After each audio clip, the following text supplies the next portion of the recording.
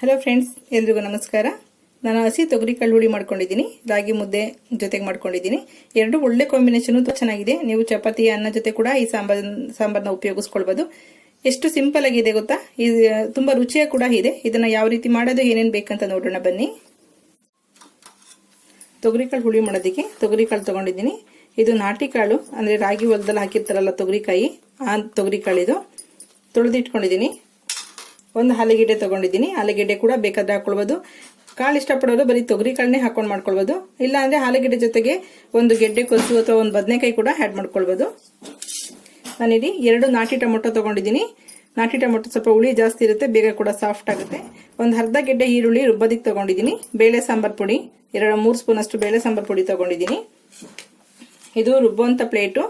ಶುಂಠಿ ಇದೆ ಅರ್ಧ ಇಂಚಷ್ಟು. ಉರ್ಗಡ್ಲೆ 1.5 ಸ್ಪೂನ್ ಅಷ್ಟಿದೆ. ಬೆಳ್ಳುಳ್ಳಿ 1 ಗೆಡ್ಡೆ ಇದೆ.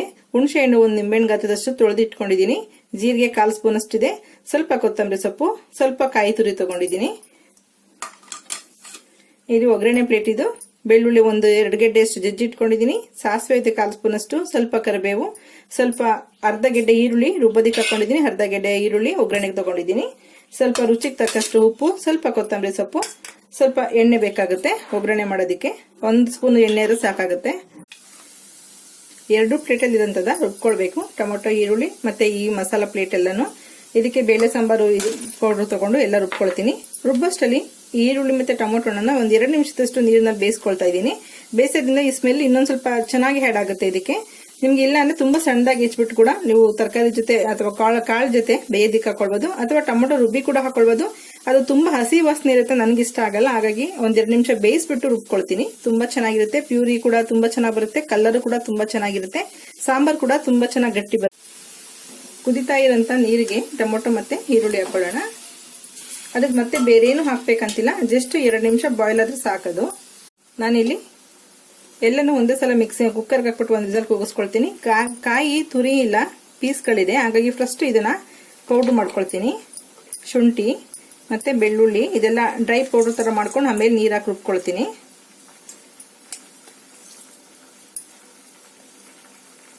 ಜೀರಿಗೆ, ಶುಂಠಿ, ಬೆಳ್ಳುಳ್ಳಿ ಎಲ್ಲಾನು ಹಾಕೊಂಡು ಸ್ವಲ್ಪ ಪೌಡರ್ ಮಾಡ್ಕೊಳ್ಳೋಣ. ಟೊಮೊಟೊ ನೋಡಿ ಕರೆಕ್ಟಾಗಿ 2 ನಿಮಿಷ ನಾನು ಬೇಯಿಸಿರೋಂಥದ್ದು. ಟೈಮ್ ನೋಡ್ಕೊಂಡೇ ಬೇಯಿಸ್ಕೊಳ್ಳಿ, ಪರವಾಗಿಲ್ಲ. 2 ನಿಮಿಷಕ್ಕೆ ಎಷ್ಟೊಂದು ಚೆನ್ನಾಗಿ ಸಾಫ್ಟ್ ಆಗಿದೆ. ಇದನ್ನ ರುಬ್ಬರಿಂದ ಸಾಂಬಾರ್ ಕೂಡ ಗಟ್ಟಿ ಬರುತ್ತೆ, ತುಂಬಾ ಟೇಸ್ಟ್ ಬರುತ್ತೆ. ನಾನೀಗ ಸ್ವಲ್ಪ ಒಂದು ಪ್ಲೇಟ್ ನಲ್ಲಿ ತೆಗೆದಿಟ್ಕೊಳ್ತೀನಿ, ನೀರ್ನೆಲ್ಲ ಸಪ್ರೇಟ್ ಮಾಡ್ಕೊಂಡು. ಸ್ವಲ್ಪ ತಣ್ಣಗಾದ್ಮೇಲೆ ರುಬ್ಬಿರೋಂಥ ಪೇಸ್ಟ್ ಇದೆಯಲ್ಲ, ಕಾಯಿ ತುರಿ ಎಲ್ಲಾನು ಪೇಸ್ಟ್ ಮಾಡ್ಕೊಂಡಿದ್ದೆಲ್ಲ ಇದ್ರ ಜೊತೆಗೆ ಹಾಕೊಂಡು ಅದನ್ನ ನುಣ್ಣಗೆ ರುಬ್ಕೋಬೇಕಾಗತ್ತೆ. ಈಗ ಇದನ್ನ ತಣ್ಣಗಾಗೋದಕ್ಕೆ ಇಟ್ಕೊಂಡಿದ್ದೀನಿ. ಇದನ್ನ ಇನ್ನೊಂದ್ ಸ್ವಲ್ಪ ನುಣ್ಣಗೆ ಪೇಸ್ಟ್ ಮಾಡ್ಕೊಂಡು ಆಮೇಲೆ ನಾವು ಇದನ್ನ ಹಾಕೊಳ್ಳೋಣ. ಟೊಮೊಟೊ ಬೇಯಿಸಿರೋಂಥ ನೀರ್ ಇದೆಯಲ್ಲ, ಅದೇ ನೀರು ಹಾಕೊಂಡು ನುಣ್ಣಗೆ ಪೇಸ್ಟ್ ಮಾಡ್ಕೊಳ್ತಾ ಇದ್ದೀನಿ. ಟೊಮೊಟೊ ಈರುಳ್ಳಿ ಬೇಯಿಸಿರೋಂಥ ನೀರಿದು. ಯಾಕೆಂದ್ರೆ ಟೊಮೊಟೊ ಬೆಂದಿರೋದ್ರಿಂದ ಟೊಮೊಟೊ ಈರುಳ್ಳಿ ಬೇಗ ನುಣ್ಣಗಾಗ್ಬಿಡುತ್ತೆ. ಈ ಕಾಯಿ ಮತ್ತೆ ಉರ್ಗಡ್ಲೆ ಜೀರಿಗೆ ಇರೋದ್ರಿಂದ ಸ್ವಲ್ಪ ನುಣ್ಣಗೆ ಪೇಸ್ಟ್ ಮಾಡ್ಕೊಂಡ್ರೆ ಸಾಂಬಾರಲ್ಲಿ ಚೆನ್ನಾಗಿ ಮಿಕ್ಸ್ ಆಗುತ್ತೆ. ನುಣ್ಣಗೆ ಪೇಸ್ಟ್ ಆಗಿದೆ. ಈಗ ಅದಕ್ಕೆ ಹುಣಸೆ ಹಣ್ಣು ಕೊತ್ತಂಬರಿ ಸೊಪ್ಪು ಕೂಡ ಇದಕ್ಕೆ ಹಾಕೊಂಡಿದ್ದೀನಿ. ಈರುಳ್ಳಿ ಟೊಮೊಟೊ ಎಲ್ಲ ಹಾಕೊಂಡು ನೀರು ಹಾಕೋ ಅವಶ್ಯಕತೆ ಇರಲ್ಲ, ಟೊಮೊಟೊನೇ ರಸ ಬಿಡುತ್ತೆ. ನೀವು ಟೊಮೊಟೊನ ಉಂಡೆ ಕೂಡ ಬೇಯಿಸ್ಕೊಂಡು ನಾನು ಟೊಮೊಟೊ ಸಾಂಬಾರಲ್ಲಿ ತೋರಿಸ್ದಂಗೆ ಸಿಪ್ಪೆ ಎಲ್ಲ ತೆಗೆದ್ಬಿಟ್ಟು, ಸಿಪ್ಪೆ ಮತ್ತೆ ಬೀಜ 2 ತೆಗೆದ್ಬಿಟ್ಟು ಕೂಡ ಉಪಯೋಗಿಸ್ಕೊಳ್ಬಹುದು.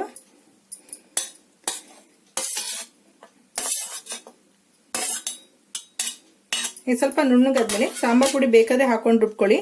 ಸಾಂಬಾರ್ ಪುಡಿ ತುಂಬಾ ನುಣ್ಣಗಿರೋದ್ರಿಂದ ರುಬ್ಬೋ ಅವಶ್ಯಕತೆ ಇರಲ್ಲ. ಇದೆಲ್ಲ ರುಬ್ಬಾದ್ಮೇಲೆ ಕಲ್ಸ್ಕೊಂಡ್ರು ಕೂಡ ಸಾಕಾಗುತ್ತೆ. ಒಂದು ಕುಕ್ಕರ್ ತಗೊಂಡಿದ್ದೀನಿ. ಕುಕ್ಕರ್ಗೆ ಕಾಳು, ಸ್ವಲ್ಪ ಎಷ್ಟು ಉಪ್ಪು ತಗೊಂಡಿದ್ದೀನಲ್ಲ ಸಾಂಬಾರ್ಗೆ ಹಾಕಷ್ಟು ಆ ಉಪ್ಪು, ಮತ್ತೆ ತರಕಾರಿ ಏನು ಹಾಕೊಳ್ತೀರಾ ನೋಡ್ಕೊಳ್ಳಿ, ಆ ತರಕಾರಿ ಹಾಕೊಳ್ಳಿ. ಮತ್ತೆ ಬೇಳೆ ಸಾಂಬಾರ್ ಪೌಡರು. ಹಸೆಕಾಳು ಸಾಂಬಾರಿಗೆ ಸ್ವಲ್ಪ ಖಾರ ಜಾಸ್ತಿ ಇದ್ರೆ ಚೆನ್ನಾಗಿರುತ್ತೆ, ಹುಳಿ ಮತ್ತೆ ಖಾರ. ಈ ಕಾಯಿ ಎಲ್ಲ ರುಬ್ಬಿದ್ವಲ್ಲ, ಹಳೆ ಹುಣಸೆಹಣ್ಣು ಇರೋದ್ರಿಂದ ಕಲರ್ ಈ ತರ ಇದೆ. ಆ ರುಬ್ಬಿದಂತ ಟೊಮೊಟೊ, ಈರುಳ್ಳಿ, ತೆಂಗಿನಕಾಯಿ ಎಲ್ಲಾನು ಇದಕ್ಕೆ ಹಾಕೋಣ.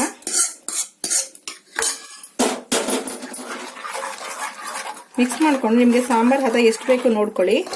ನಮ್ಗೆ ಇಲ್ಲಿ ಹಸೆಕಾಳು ಆಗಿರೋದ್ರಿಂದ ಹಸೆಕಾಳು ಸಾರು ಯಾವತ್ತು ಕಾಳುಗಳು ಬೆಂದು ಬೇಳೆ ತರ ಗಟ್ಟಿ ಕೊಡೋದಿಲ್ಲ. ಹಾಗಾಗಿ ಸಾಂಬಾರ್ ನೀರ್ ಹಾಕ್ಬೇಕಾದ್ರೆ ನೋಡ್ಕೊಂಡು ಹಾಕೋಬೇಕಾಗತ್ತೆ. ನೀವು ಬೇಕಾದ್ರೆ ಆಮೇಲೆ ಕೂಡ ನೀರು ಹೆಚ್ಚಿಸ್ಕೊಳಕಾಗತ್ತೆ. ಈಗ 1.25 ಲೀಟರ್ಸ್ ಅಷ್ಟೇ ನಾನು ನೀರು ಮಿಕ್ಸ್ ಮಾಡ್ಕೊಳ್ತೀನಿ. ಇಲ್ಲಿ ಆಲ್ರೆಡಿ ಅರ್ಧ ಲೀಟರ್ ನೀರು ಹಾಕೊಂಡಿದ್ದೀನಿ, ಎಲ್ಲ ಟೋಟಲ್ ಸೇರಿ ರುಬ್ಬೋದಿಕ್ಕೆ ಎಲ್ಲ ಸೇರಿ. 1/4 ಲೀಟರ್ ನೀರಾದ್ರೆ ಸಾಕಾಗುತ್ತೆ ಸಾಂಬಾರು. ಈಗ ಕುಕ್ಕರ್ ಕ್ಯಾಪ್ ಹಾಕ್ಬಿಟ್ಟು ಎಲ್ಲ ರೆಡಿ ಆಗಿದೆ. ಕುಕ್ಕರ್ ಕ್ಯಾಪ್ ಹಾಕ್ಬಿಟ್ಟು ಜಸ್ಟ್ ಒಂದು ವಿಸಲ್ ಕೂಗಿಸ್ಕೊಳ್ಳೋಣ. ಕುಕ್ಕರ್ ಒಂದು ವಿಸಲ್ ಕೂಗಿದೆ. ನನಗೆ ಒಂದು ವಿಸಲ್ ಕೂಗಾದ್ಮೇಲೆ ಕೂಡ ತುಂಬಾ ಬೆಂದೋಗಿರುತ್ತೆ ಕಾಳು, ಹಸೆ ಕಾಳಾಗಿರೋದ್ರಿಂದ ಒಂದು ವಿಸಲ್ ಕೂಗಿಸಿ 5 ನಿಮಿಷ ಆಗಿದೆ. 5 ನಿಮಿಷ ಬಿಟ್ಟು ನಾನು ಪ್ರೆಸರ್ನ ಈ ತರ ತೆಗೆದ್ಬಿಡ್ತೀನಿ. ಆಗ ಕಾಳು ನಮ್ಗೆ ತಿನ್ನೋದಕ್ಕೆ ತುಂಬಾ ಕರೆಕ್ಟ್ ಹದದಲ್ಲಿ ಸಿಗುತ್ತೆ. ಆಮೇಲೆ ಪೂರ್ತಿ ನುಣ್ಣು ಬೆಂದೋಗಿದ್ರೆ ತಿನ್ನೋದಕ್ಕೆ ಏನು ಸಿಗೋದಿಲ್ಲ ಅದರಲ್ಲಿ. ಹಾಗಾಗಿ ಉಪ್ಸಾರು ಮಾಡ್ಬೇಕಾದ್ರೆ, ಬಸ್ಸಾರು ಮಾಡ್ಬೇಕಾದ್ರೆ, ಏನಾದ್ರು ಪಲ್ಯ ಬೇಕು ಅಂದಾಗ ಈ ತರ ಸ್ವಲ್ಪ ಒಂದು 5 ನಿಮಿಷ ವಿಸಲ್ ಕೂಗ ಒಂದು 5 ನಿಮಿಷ ಆದ್ಮೇಲೆ ಈ ತರ ವಿಸಲ್ ಎತ್ಬಿಟ್ರೆ ನಿಮಗೆ ಹದವಾಗಿ ಸಿಗುತ್ತೆ ಕಾಳುಗಳು, ತರಕಾರಿ ಎಲ್ಲ ತಿನ್ನೋದಿಕ್ಕೆ. ಕರೆಕ್ಟಾಗಿ ತರಕಾರಿ ಕಾಳುಗಳೆಲ್ಲ ಕರೆಕ್ಟಾಗಿ ಬೆಂದಿರುತ್ತೆ. ತುಂಬಾ ವಿಸಲ್ ಪೂರ್ತಿ ತಣ್ಣಗಾಗ ತನಕ ಬಿಟ್ರೆ ಎಲ್ಲ ತುಂಬಾ ಸಾಫ್ಟ್ ಆಗಿ ಹೋಗುತ್ತೆ. ನನಗೆ ಆ ತರ ಇಷ್ಟ ಆಗಲ್ಲ ಅಂತ ನಾನು ವಿಸಲ್ ಆ ತರ 5 ನಿಮಿಷ ಆದ್ಮೇಲೆ ಓಪನ್ ಮಾಡ್ಕೊತೀನಿ. ನಿಮ್ಗೆ ಏನಾದ್ರು ತುಂಬಾ ಸಾಫ್ಟ್ ಆಗಿ ಬೆಂದ್ರು ಪರವಾಗಿಲ್ಲ, ನಮ್ಮ ಕುಕ್ಕರ್ ನಲ್ಲಿ ಒಂದು ವಿಸಲ್ ಕರೆಕ್ಟ್ ಆಗಿ ಬೆಂದಿರುತ್ತೆ ಅಂತಂದ್ರೆ ನೀವು ಒಂದು ವಿಸಲ್ ಪೂರ್ತಿ ಕೂಗಿಸ್ಕೊಂಡು ಅದು ತಣ್ಣಗಾದ್ಮೇಲೆ ಮಾಡ್ಕೊಳ್ಳಿ. ನೋಡಿ, ಏನು ಹಸಿ ವಾಸನೆ ಇಲ್ಲ. ಟೇಸ್ಟ್ ನೋಡಿದೀನಿ, ಉಪ್ಪು ಖಾರ ಎಲ್ಲ ಕರೆಕ್ಟ್ ಆಗಿದೆ. ಸಾಂಬಾರ್ ಗಟ್ಟಿ ಕೂಡ ತುಂಬಾ ಚೆನ್ನಾಗಿದೆ. ನೀವು ಇನ್ನ ತೆಳ್ಳಗ್ ಮಾಡ್ಕೋಬೇಕಾದ್ರೆ ತೆಳ್ಳಗು ಇನ್ ಸ್ವಲ್ಪ ನೀರು ಮಿಕ್ಸ್ ಮಾಡ್ಕೊಂಡು ಕುದಿಸ್ಕೊಳ್ಳಿ. ಒಂದೇ ಒಂದು ಕುದಿ ಕುದಿಸ್ಕೊಳ್ಳಿ, ಅಥವಾ ಬಿಸಿನೀರು ಕೂಡ ಆಡ್ ಮಾಡ್ಕೊಳ್ಬಹುದು. ಉಪ್ಪು ಖಾರ ಟೇಸ್ಟ್ ನೋಡಿ ನಿಮ್ಮ ಮನೆಗೆ ಬೇಕಾದಂಗೆ ನೀವು ಹೆಚ್ಚಿಸ್ಕೊಳ್ಬಹುದು. ಈಗ ಒಗ್ಗರಣೆ ಹಾಕೊಳ್ಳೋಣ. ನಾನು ಒಗ್ಗರಣೆ ಯಾವಾಗಲೂ ಸಾಂಬಾರ್ಗಳಿಗೆ ಕೊನೆನಲ್ಲಿ ಹಾಕ್ತೀನಿ. ಕೊನೆನಲ್ಲಿ ಹಾಕಿದ್ರೆ ನಿಮಗೆ ಅದ್ರ ಫ್ಲೇವರ್ ಹಾಗೆ ಇರುತ್ತೆ. ಅದಕ್ಕೋಸ್ಕರ ಒಗ್ಗರಣೆ ಎಲ್ಲ ಕೊನೆಯಲ್ಲಿ ಇಟ್ಕೊಳ್ಳಿ.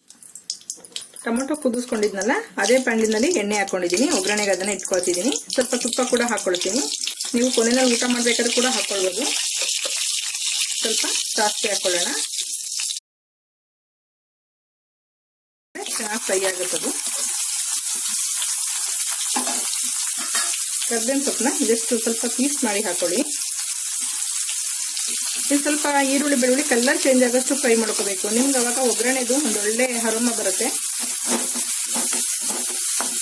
ಈಗ 1 ನಿಮಿಷದಷ್ಟು ಚೆನ್ನಾಗಿ ಫ್ರೈ ಮಾಡೋಣ. ಇದನ್ನ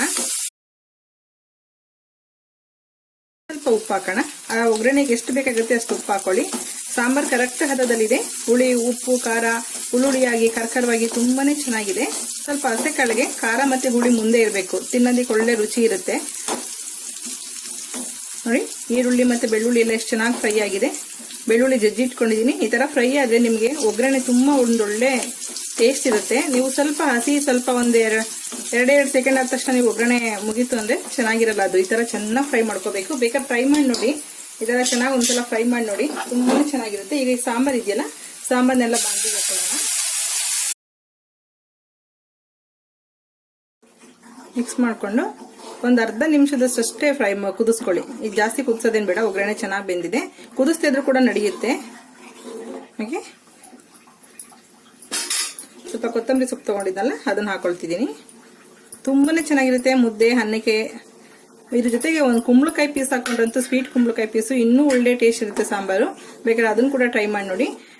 ಸಾಂಬಾರ್ ಎಲ್ಲ ಆದ್ಮೇಲೆ ಕುಕ್ಕರ್ ಇಂದ ಈ ತರ ಬೇರೆ ದಬ್ರೆಗೆ ಬಗ್ಗಿಸ್ಕೊಂಡ ತಕ್ಷಣ ಕುಕ್ಕರ್ ಸ್ವಲ್ಪ ಬಿಸಿ ಇದ್ದಂಗೆನೆ ಅದನ್ನ ತೊಳೆದಿಟ್ಬಿಟ್ರೆ ನಿಮ್ಗೆ ಅದ್ರಲ್ಲಿ ಏನಾದ್ರು ಅಕಸ್ಮಾತ್ ಹುಳ್ಳಿಕಾಳೆಲ್ಲ ಕೂಗಿಸಿದಾಗ ಕುಕ್ಕರ್ ಕರೆ ಆಗುತ್ತೆ. ಅಂದ್ರೆ ಹುಳ್ಳಿಕಾಳು ಕಲ್ಲರ್ನ ಇಟ್ಕೊಂಡಿರ್ತದೆ ಕುಕ್ಕರ್ ಪಾತ್ರೆ. ಅವಾಗ ನಾವು ಇಮಿಡಿಯೇಟ್ ಬಿಸಿ ಇದ್ದಾಗಲೇ ತೊಳೆದಿಟ್ಬಿಟ್ರೆ ಕುಕ್ಕರ್ ಕೂಡ ಹೊಸ ತರನೇ ಇರುತ್ತೆ. ಈ ಕುಕ್ಕರ್ ಕೂಡ ತೊಳೆದಾಗಿದೆ ನಾನು. ಈಗ ಸಾಂಬಾರ್ ರೆಡಿ ಆಗಿದೆ. ಮತ್ತೆ ರಾಗಿ ಮುದ್ದೆ ರೆಡಿ ಆಗಿದೆ. ತಿಂದೋರಿಗೆ ಗೊತ್ತು ಇದ್ರ ರುಚಿ ಎಷ್ಟು ಚೆನ್ನಾಗಿರುತ್ತೆ. ಮನೇಲಿ ನೀವು ಕೂಡ ಒಂದ್ಸಲ ಟ್ರೈ ಮಾಡಿ ನೋಡಿ. ಮುದ್ದೆ ಮಾಡೋದು ಕೂಡ ತುಂಬಾನೇ ಸಿಂಪಲ್, ತುಂಬಾ ಈಸಿ ಮುದ್ದೆ ಮಾಡೋದು. ನಂದೇ ಒಂದು ವಿಡಿಯೋ ಇದೆ ನೋಡಿ, ಮುದ್ದೆ ಮಾಡೋದು ತುಂಬಾ ಎಷ್ಟು ಸಿಂಪಲ್ ಅಂತ ನಿಮ್ಗೆ ಗೊತ್ತಾಗುತ್ತೆ. ಓಕೆ ಫ್ರೆಂಡ್ಸ್, ಈ ವಿಡಿಯೋ ಇಷ್ಟ ಆಗಿದೆ ಅನ್ಕೊಳ್ತೀನಿ. ಇಷ್ಟ ಆದರೆ ಲೈಕ್ ಮಾಡಿ, ಶೇರ್ ಮಾಡಿ, ಸಬ್ಸ್ಕ್ರೈಬ್ ಮಾಡಿ. ಮನುಷ್ಯನ ನಾವು ಯಾವಾಗಲೂ ತೃಪ್ತಿ ಪಡಿಸಕ್ ಆಗಲ್ಲ, ಊಟದಲ್ಲಿ ಮಾತ್ರ ತೃಪ್ತಿ ಪಡಿಸೋದು ಅಂತ ಹೇಳ್ತಾರೆ. ಹಾಗಾಗಿ ಒಳ್ಳೊಳ್ಳೆ ಅಡುಗೆ ಮಾಡ್ಕೊಂಡು ಊಟ ಮಾಡಿ, ಮನೆಯವರೆಲ್ಲ ಖುಷಿಯಾಗಿರ್ಲಿ. Okay, bye, thank you.